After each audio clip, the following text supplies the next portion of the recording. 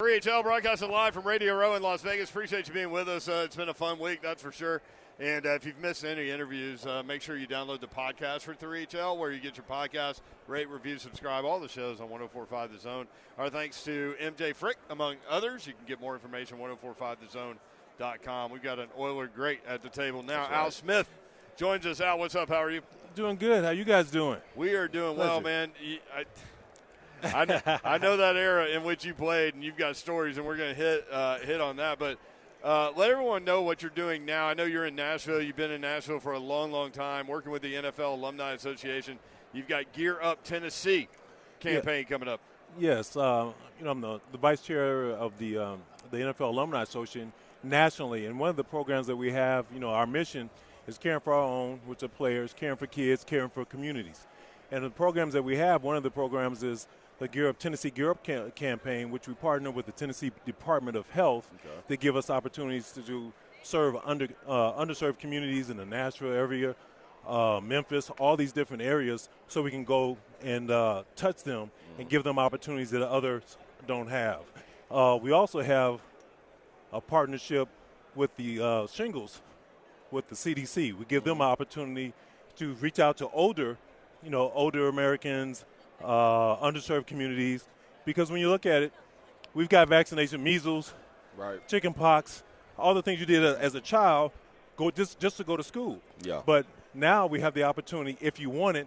A lot of times the underserved communities don't get that opportunity, so we're able to touch them, to go out and bring it to them, whether they want it or not.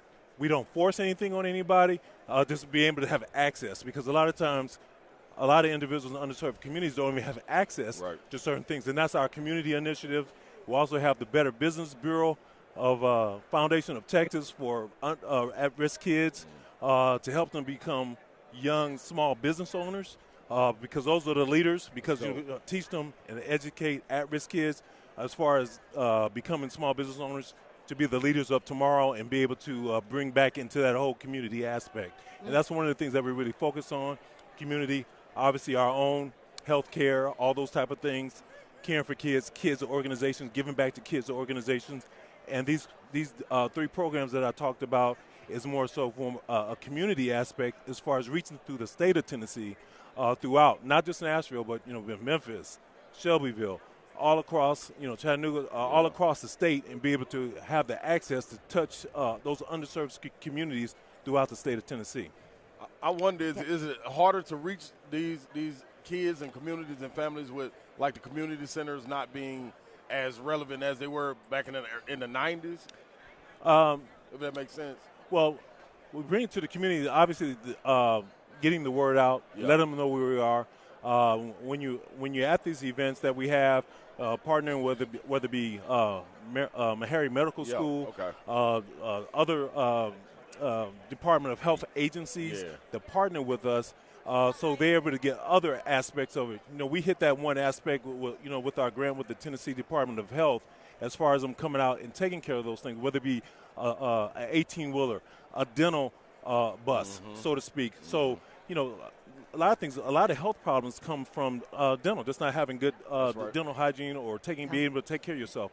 A lot of times people don't have health care or whatever the case may be, and don't have access or don't have the access to be able to travel to get those type of things. It gives them the opportunity to be able to have it on site. We have an 18-wheeler. If you walk into it, it's like going into a dental office. You have the chairs, the lights, the whole thing's just like a dental office, and it's on site, whether it be a cavity or this or whatever the case may be, they can do the work right there on site and take care of the kids. And when you're able to see the impact that it makes on families and kids and what have you, that's a fulfillment that we get. And we have our great ambassadors, whether it be Warren Moon, Javon Kurz, Neil O'Donnell, Chris Johnson's here, a lot of the guys, Delaney Walker. We have a lot of guys from different eras, whether it be guys in their 30s, guys in their 40s, guys in their 50s.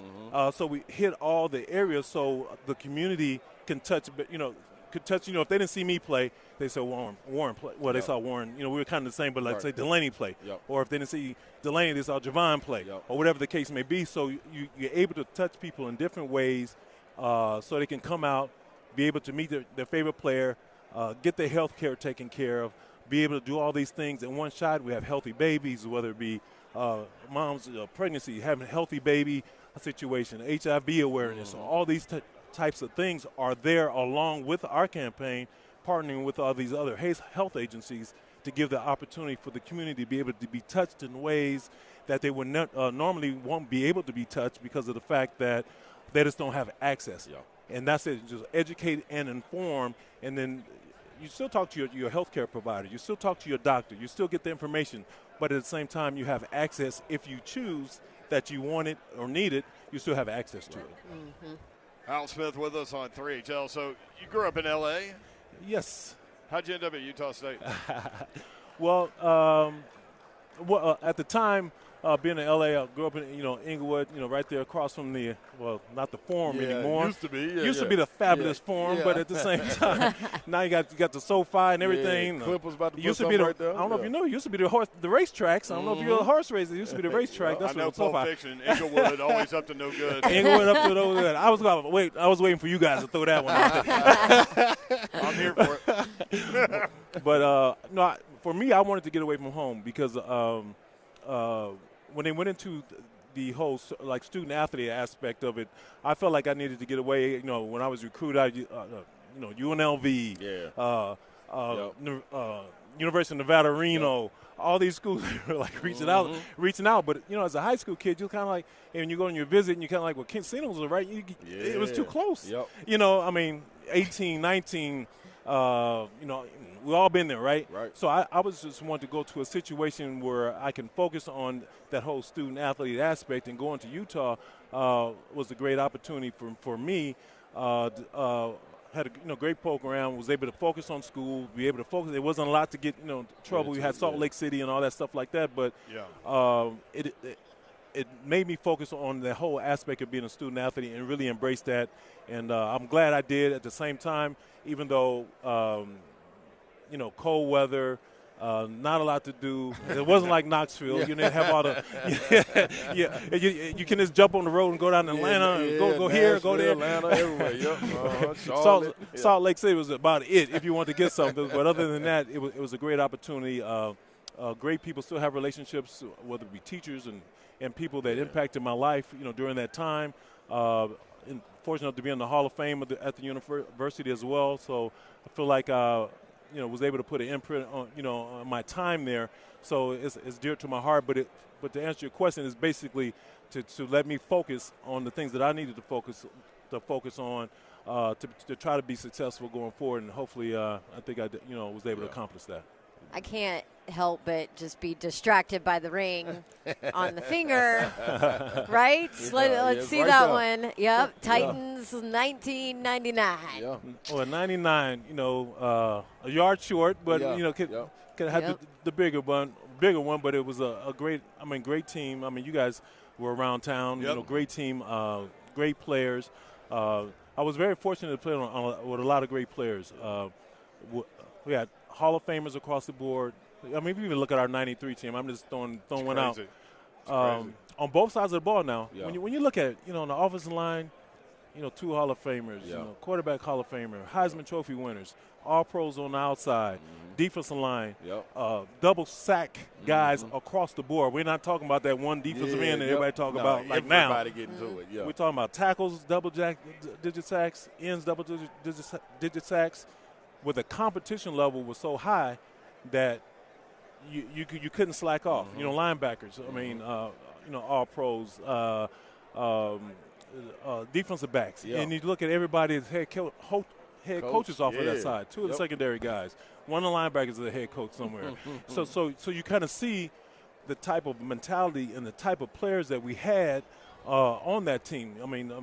One guy on your team, whether a young guy like a Blaine Bishop or Marcus Robinson, those young guys, Stevie Jackson, who's the DB coach that just hired back.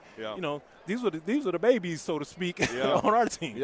So they were trying to find their way just to get some playing time. Right. But that was that Buddy Ryan year, '93, and we've heard stories about him getting fed up at practice and just pulling the defense off the field, saying y'all aren't good enough on offense. And you listed all those offensive players, but the scraps between him and Kevin Gilbride, which everyone knows about on the sideline. Like, how crazy was that? Well, can you imagine that you're on the sideline? I mean, Ronnie, In a you're an game. athlete.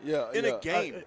In a game now, that the two coaches, you guys don't have like offensive defense, Right. but you have offensive coach, defensive coach, Yeah. and they don't see eye to eye or whatever the case may be.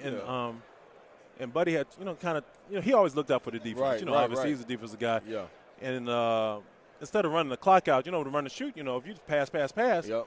you may 30 seconds might go off the clock, and you're like, and then 2 minutes left in the half, you want to get in healthy, we up, Right. Why we keep throwing the ball? And Buddy just took it in his own hands and just like, I mean, literally. And when in you his see it, because hand. I was behind it, and I didn't see what I just saw. Yeah, like, is this what's going on in the game? Wait a minute, hold on. And he So hooked him. were you standing right there? Yeah, I was behind him because the offense was on the said field he and hooked happened. So I was behind, because you're ready to go back in. Yep. Because of the fact that the defense now, we thinking You're we're good, going yeah. we're going to Yep, halftime. yep. We kind of like brought it down, Yep. and then all of a sudden you got to bring it back up because we got to go back on the field. Yeah. And one of our defensive backs went back out there and tore his ACL because of that. Oh no! And then it was Extra kind of like plays. I didn't know the that extra part. plays. Yeah. And actually, it was Marcus Robinson. He oh gosh. he yes. tore his ACL Okay. and Buddy just lost. He kind of lost it. Yeah. Yeah. And to see how that whole drama played out was drastic. And when you look at that year, we had Babygate. Remember? Have you ever heard of Babygate? Where Jeff Williams, one of our tackles, his wife was having a baby. Yeah.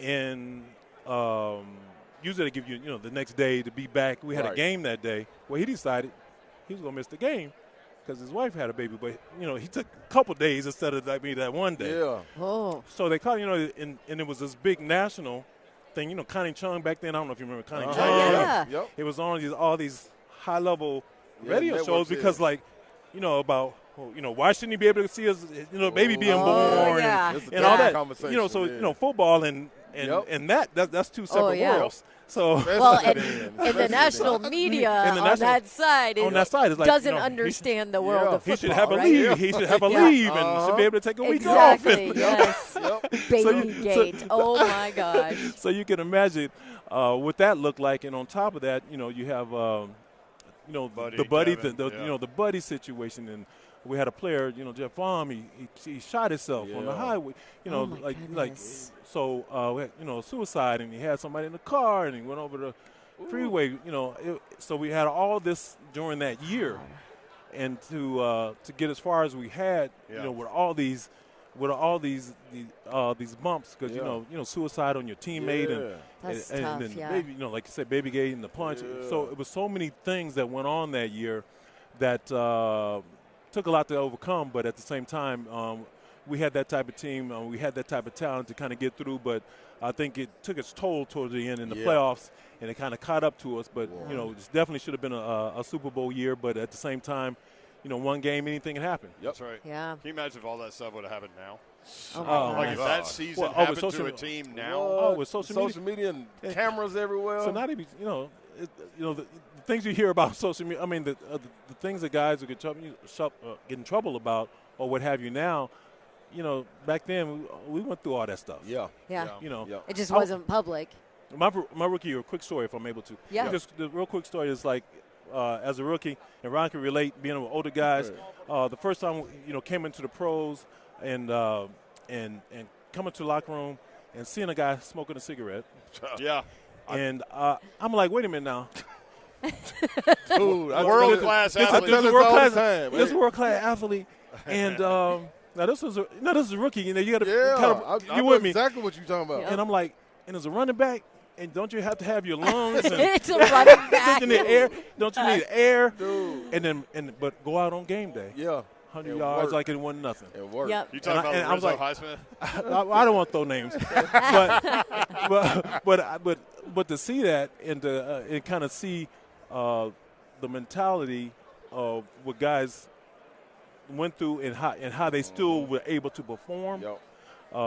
It was at a high level. Yes. Yeah. And the career might not have been as long as they may have it, but on game day, It's on.